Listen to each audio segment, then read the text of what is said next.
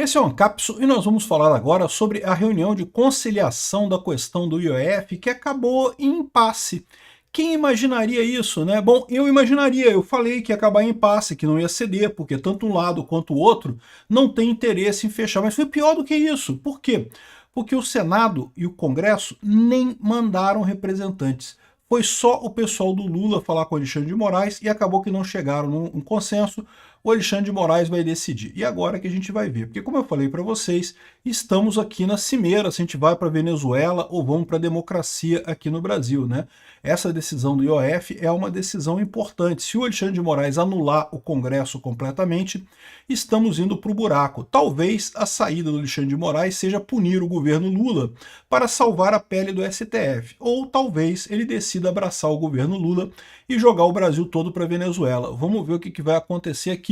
Essa notícia foi sugerida por meu marido, vê o Peter Minecraft na TV 4K, Carmen Lúcia só para tiraninhos e várias outras pessoas. Obrigado aí ao pessoal que sugeriu notícias lá no nosso site, no visãolibertaria.com. E obrigado a você que está assistindo o noo vídeo. Se você gosta do nosso conteúdo, por favor, deixe o seu like e se inscreva aqui no canal, né? Pois bem, olha, quem imaginaria isso, né? Eu falei para vocês que o Alexandre de Moraes ele suspendeu a coisa toda. Vamos recapitular o negócio do IOF. Tem que começar lá no começo, né? O que aconteceu? O governo Lula torrou dinheiro como se não houvesse amanhã, precisa de mais dinheiro, fez algum contingenciamento de despesas no governo, mas queria passar uma parte da conta para a sociedade, queria aumentar o IOF, um aumento absurdo, porque o IOF é um imposto de regulamentação, não é um imposto de arrecadação, e já há algum tempo o governo vem usando isso como imposto de arrecadação, o que é um absurdo. Mas pior do que isso, a Constituição brasileira determina que o Congresso é responsável por dizer quando o governo ultrapassou o poder dado pela lei. Então, a lei do IOF fala exatamente isso, que o governo pode alterar para a regulamentação, não para a arrecadação. E o governo foi muito claro, o Haddad falou claramente, estamos aumentando o IOF para compensar a arrecadação, para compensar gasto do governo.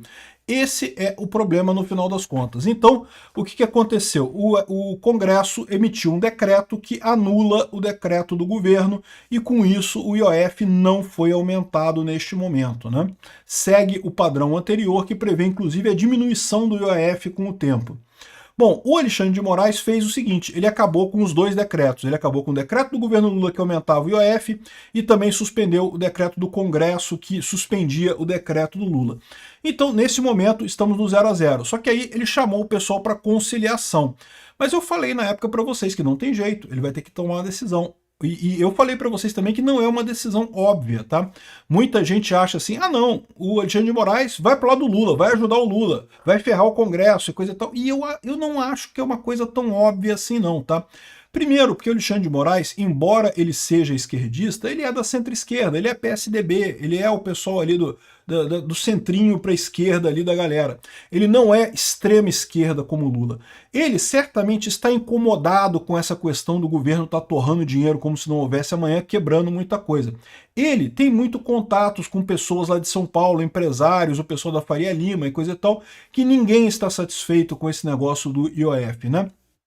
Então, o que acontece é isso, o Alexandre de Moraes, ele até pode ser que ele ajude o Lula, até pode ser que ele defina esse voto a favor do Lula, mas pode ser que não também, tá? E o que aconteceu agora? Ele convidou, então, uma conciliação. E aí eu falei para vocês que isso não deixava de ser uma coisa positiva, porque enquanto o IOF estiver suspenso, o governo não está arrecadando. A ideia do Lula, o Lula está desesperado já, não sabe o que fazer, porque está torrando dinheiro como se não houvesse amanhã, e quer gastar mais dinheiro ainda, e sabe que tendo menos dinheiro na eleição ano que vem vai estar mais ferrado ainda, já está com pouca chance de ganhar a eleição ano que vem, vai estar mais ferrado ainda, porque sim, ele planeja roubar pra caramba, planeja corrupção pra caramba, para dar dinheiro para cabo eleitoral e coisa e tal, né? Vocês viram a notícia que agora vai ter Bolsa Família para pessoal sem teto, né? E aí muita gente viu assim, caramba, é o pessoal sem teto, pô, tadinho do cara, o cara é um mendigo, ele tá realmente precisando de dinheiro, né? E assim, eu concordo, realmente tadinho do mendigo, né? Só que já pararam para pensar, como é que você faz para fiscalizar uma pessoa que não tem residência, né? Porque assim, se a pessoa tem uma casa, se ela dá o endereço da casa, você vai fiscalizar, vai ver lá se a pessoa tem realmente, se realmente ela mora numa casa pobre, se ela mora numa casa rica, se ela recebe, não recebe, coisa e tal. Então assim, você tem como fiscalizar o Bolsa Família que é pago para pessoas que estão num endereço qualquer, que moram numa casa. Agora, e se a pessoa mora na rua? Não tem endereço. Como é que você fiscaliza essa pessoa? Faz ponto debaixo do viaduto XYZ, vai ser assim que vão operar? Não tem como, pô. Porque mesmo que a pessoa chegue lá, pode não ter ninguém ali, né? O cara tá lá de vez em quando, né? Ou seja, isso é uma maneira muito fácil do governo Lula roubar dinheiro para pagar cabo eleitoral. Para pensar.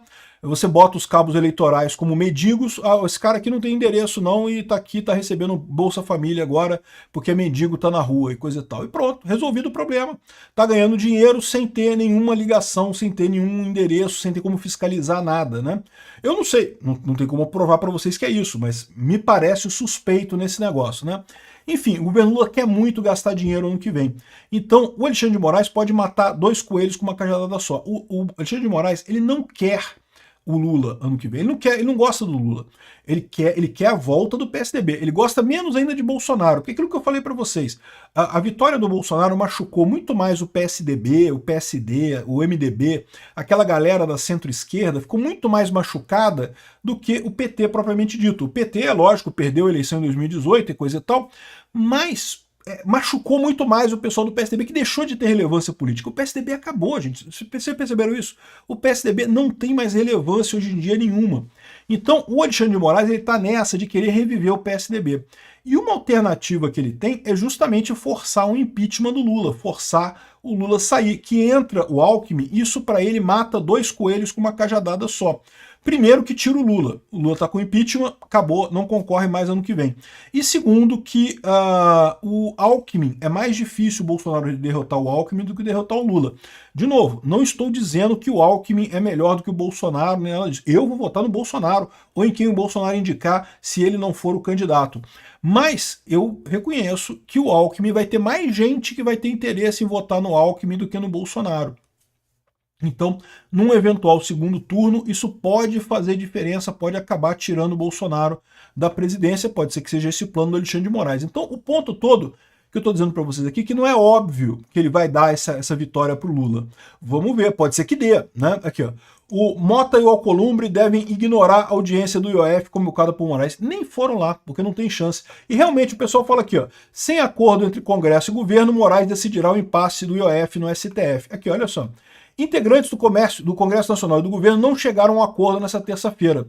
Peraí, mas que integrantes do Congresso e do governo? Aí ele fala aqui, ó, que foi do lado, aqui, ó, diante do impasse, o advogado-geral da União, o ministro Jorge Macias, e o advogado do PSOL. Então quem estava do Congresso era o PSOL. Foi só o PSOL que foi nessa reunião, não foi ninguém do Congresso de verdade, né? E daí entenderam que a decisão judicial seria o melhor caminho para dirimir o conflito. Ou seja, os dois entregaram na mão do Alexandre de Moraes. O Alexandre de Moraes agora tomou esse poder do Congresso, o que é um absurdo, porque como eu falei para vocês, a Constituição é clara que é o Congresso que define quando o presidente ultrapassou o limite determinado na lei. Não é o STF que define isso, é o Congresso, e o Congresso definiu que não pode isso, né? Enfim, vamos ver o que está acontecendo aqui. Parece que o governo poderia recuar na implementação do imposto sobre risco sacado, não sei o que lá, fizeram um monte de coisa aqui. Enfim, vamos ver qual vai ser a decisão do Alexandre de Moraes. Eu temo muito isso daqui, porque, de novo, o pessoal já está. Até o pessoal da esquerda está criticando muito esse negócio do IOF por conta de virar um imposto arrecadatório, que nunca deveria ter sido. Não foi criado para isso, nunca deveria ter sido. Hoje já representa 4,3% da arrecadação do governo federal. É dinheiro pra caramba, no final das contas. E não tem esse papo de que é dinheiro de rico, não, que é imposto sobre rico, não, porque todo mundo paga IOF, não tem esse negócio não, né? Enfim, no final das contas, é isso daí. Vamos ver o que vai acontecer dessa decisão. Eu já esperava isso, agora a questão é qual vai ser a decisão do Moraes. Essa é a incógnita. E mais uma incógnita é, com essa pressão do Trump, todas essas investigações que estão vindo lá dos Estados Unidos, esse aumento de tarifas e coisa e tal, como que o Alexandre de Moraes vai se comportar? Eu não sei, vamos ver. Obrigado por assistir o vídeo até o final. Além de curtir, compartilhar e se inscrever no canal, considere se tornar patrocinador com valores a partir de R$ 1,99. Clique no botão Seja Membro abaixo para saber as condições e vantagens de patrocinar o canal. Mais informações sobre o nosso projeto, visite nossos sites indicados na tela.